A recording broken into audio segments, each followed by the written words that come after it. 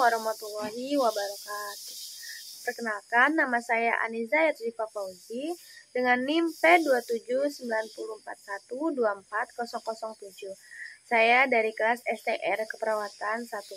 Di sini saya akan menjelaskan struktur dan fungsi dari alat-alat reproduksi pria dan wanita.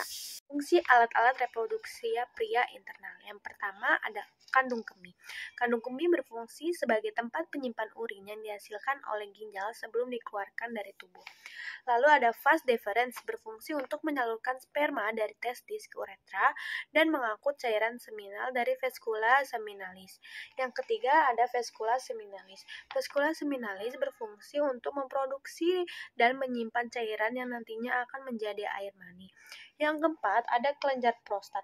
Kelenjar prostat berfungsi untuk menutup uretra hingga kandung kemih dan mengeluarkan cairan semen. Yang kelima ada kelenjar borubrotral berfungsi untuk melumasi uretra dan menetralkan kesamaan yang mungkin muncul dari sisa tetesan urin di uretra. Yang keenam ada tubulus seminiferus berfungsi untuk memproduksi sperma, memelihara sperma, dan menyimpan sperma. Yang ketujuh ada uretra. Uretra berfungsi untuk mengalirkan urin dari kandung kemih menuju lubang kencing. Yang kedelapan ada epididymis, berfungsi untuk mengangkut dan menyimpan sperma yang dihasilkan testis dan mematangkan sperma. Yang kesembilan ada testis. Testis berfungsi untuk menghasilkan sperma dan menghasilkan hormon testosteron. Yang ke-10 ada penis. Penis berfungsi sebagai jalan keluarnya urin dan sperma. Selanjutnya ada bagian eksternal. Yang pertama, kandung kemih. Kandung kemih berfungsi sebagai tempat penyimpanan urin yang dihasilkan oleh ginjal sebelum dikeluarkan dari tubuh. Yang kedua ada uretra. Uretra berfungsi untuk mengalirkan urin dari kandung kemih menuju lubang kencing.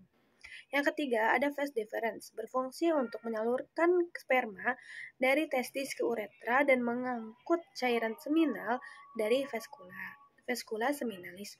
Lalu keempat ada kepala penis, berfungsi sebagai tempat keluarnya urin dan sperma. Yang kelima ada lubang penis, berfungsi sebagai tempat keluar dari semen dan urin. Yang keenam ada testis, berfungsi untuk menghasilkan sperma dan menghasilkan hormon testosteron.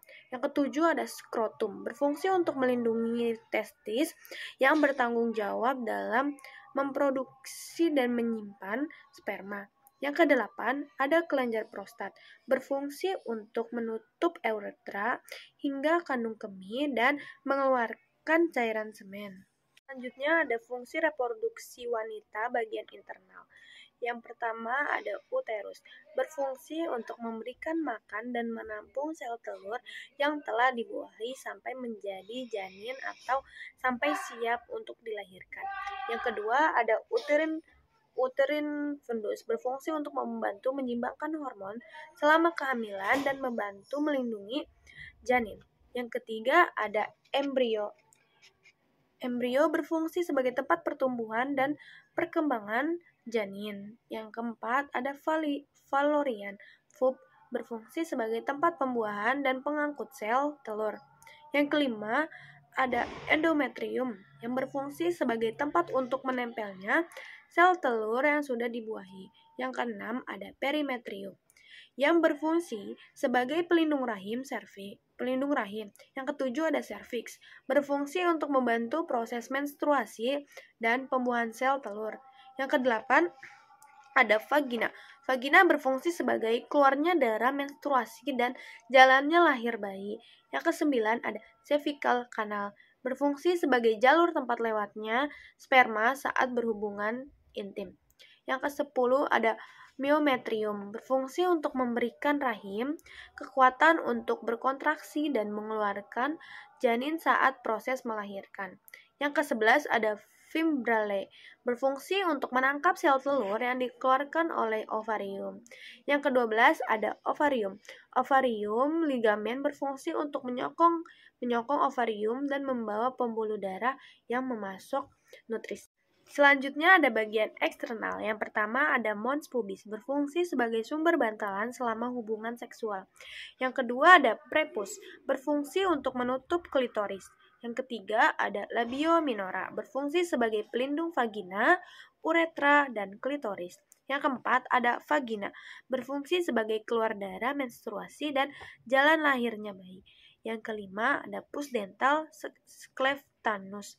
Pus dental berfungsi untuk mengirimkan sensasi dari alat kelamin dan anus ke otak. Yang keenam ada anus. Anus berfungsi sebagai jalan keluar feses atau tinja dalam sistem pencernaan. Yang ketujuh ada clinacal perineum. Berfungsi untuk membantu melahirkan secara normal dan menompang otot dasar panggul. Yang kedelapan ada labia mayora. Berfungsi untuk melindungi sistem reproduksi wanita bagian luar lainnya dari infeksi. Yang kesembilan ada uretra. Berfungsi untuk mengalirkan urin dari kandung kemih menuju lubang kencing. Yang kesepuluh ada klitoris, berfungsi untuk memberikan kenikmatan seksual bagi wanita. Sekian presentasi dari saya, kurang lebihnya mohon maaf. Wassalamualaikum warahmatullahi wabarakatuh.